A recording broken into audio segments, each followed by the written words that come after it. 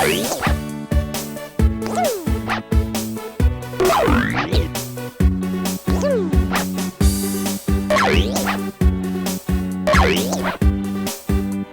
สิบแซ่บ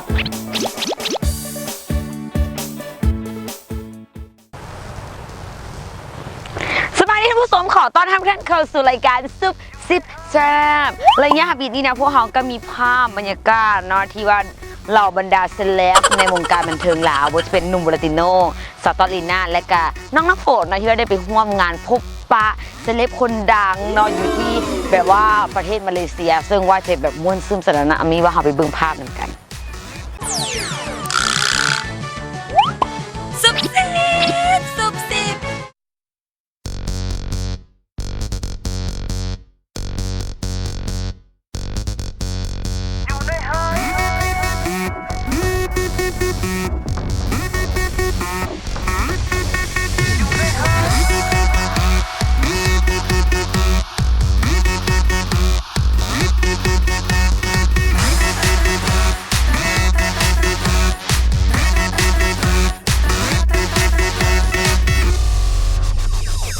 เป็นแฟนกันหากกันต้องไว้ใจเห็นเจ้าอยู่กับใครเจ้าลมกับใครคนอื่นเจ้าอยู่กับคนนั้นเจ้าอยู่กับคนนี้เบิ่งโลกในแง่ดีก็พอเฮานี่เป็นแฟนกันก็จะรู้ตัวว่าเฮานั้นโง่ตลอดเขามีคนอื่นอีกใครต่อไปโง่บังเอิญแบบบ่ตั้งใจต่อไปเจอบ่ยอมอยู่ในหายถ้าเป็นคนโง่ก็คือคนอยู่ในหายบอกคอยรับผู้และความจริงเป็นอย่างไรและนับจากนี้จะบ่ยอมอีกต่อไป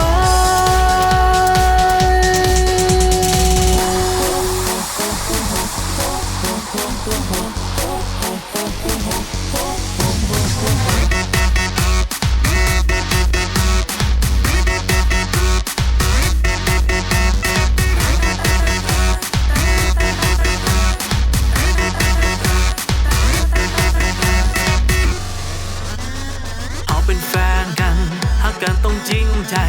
บ่ยุ่งบ่เกี่ยวบ่สนบ่วนนำคนใหม่แต่เจ้าไปมีคนนานลับหลังไปมีคนนี้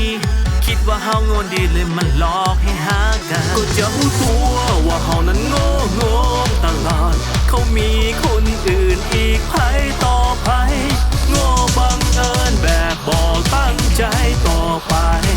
เจอบ่ยอมอยู่ในหายถ้าเป็นคนโง่ก็คือคนอยู่ในหายบอกคอยรับผู้และความจริงเป็นอย่างไรและนับจากนี้จะบ่ยอมอีกต่อไป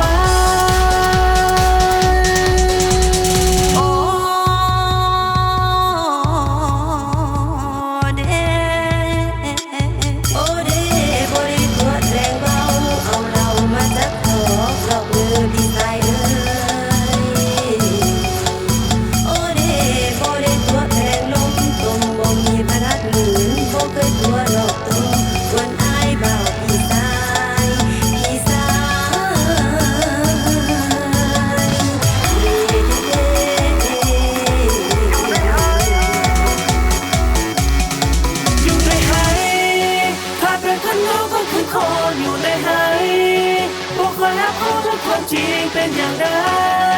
และนับจากนี้จะบ่ยอมอีกต่อไป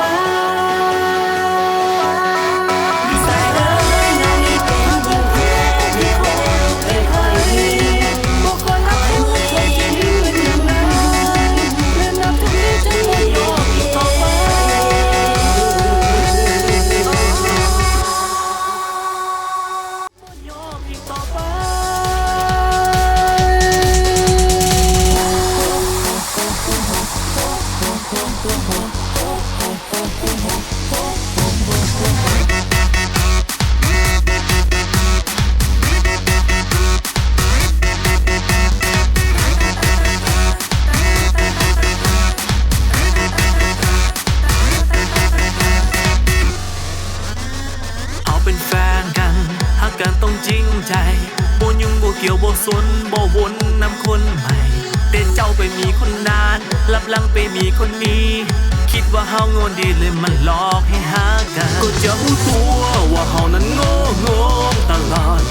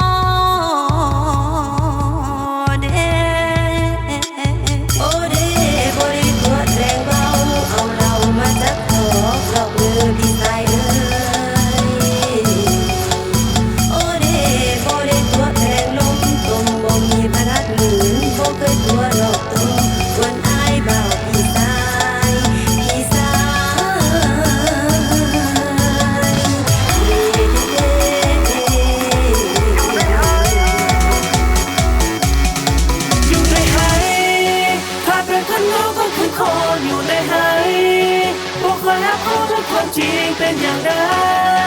และนับจากนี้จะไม่ยอมอีกต่อไป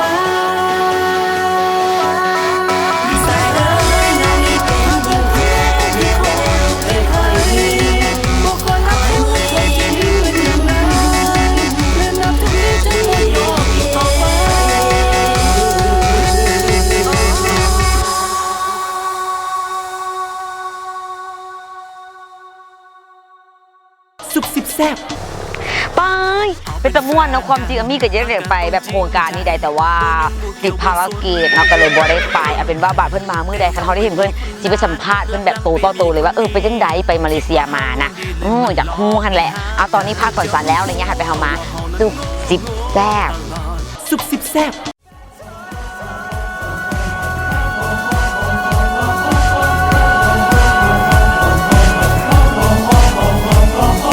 เพียงแต่ได้สบตาด้วยก็หูว่าเจ้าบ่ธรรมดาไผต่อไผเขาก็ได้บอกมาว่าเจ้านั้นอันตรายถ้าหากไผเพ้อใจไปอยู่ไกลจะต้องมาสะกดหัวใจถ้าหากไผเพ้อใจไปมอบให้จะต้องเป็นทาสหักเจ้าไปผมเคยหูว่าบ่ควรลิ้นกับไฟผมเคยหูว่าบ่ควรจะเข้าใกล้ผมเคยหูว่าคือควรจะห้ามใจให้มันอยู่ห่างไว้ผมเคยรู้ว่าจึงนั้นอันตรายให้ต่อภัยเขาก็ได้เตือนไว้แต่เขายังหูว่าจึงนั้นเจอเท่าใดมาดวนให้หูไป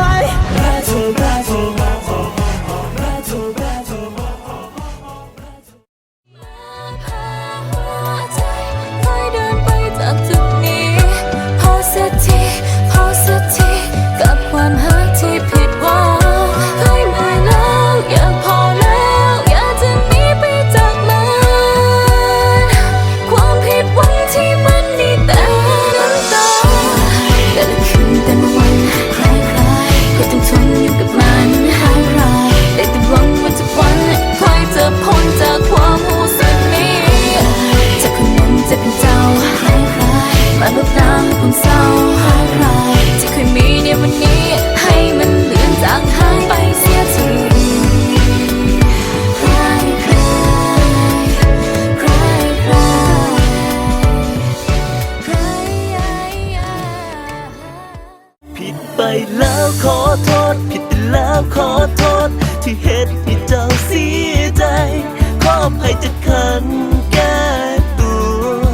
กับเรื่องราวที่บ่ดีเหล่านั้นผิดไปแล้วขอโทษผิดไปแล้วขอโทษว่าอยากจะเสียเจ้าไปถ้าให้ตายบนนี้ก็ยอมหรือต่อว่าบอกแห้งๆก็ได้บาดแผลหอยสาแฟนเก่ายังต้องวนเวียนวุ่นวายเจ็บก็ตายพอหาเขาเกินจะไปบาดแผลหอยสาแฟนเก่าเจ็บปวดโลลาฮอนเว็บห้อยเอสรุ่นใหม่ตื่มเต็มความทันสมัยให้ทานซุบซิบแซบหลังจากที่ว่ามิดเงียบไปเกือบ2 ปีเนาะกับนักร้องร็อกวง Black Rose เนาะซึ่งว่าตอนนี้เพิ่งได้กลับมาแล้วกับเพลงใหม่สัมผัสครั้งสุดท้ายมี MV มาให้เบิ่งเลยได้นะเอาเป็นว่าตอนนี้ไปเบิ่งนำกันซุบซิบซุบซิบ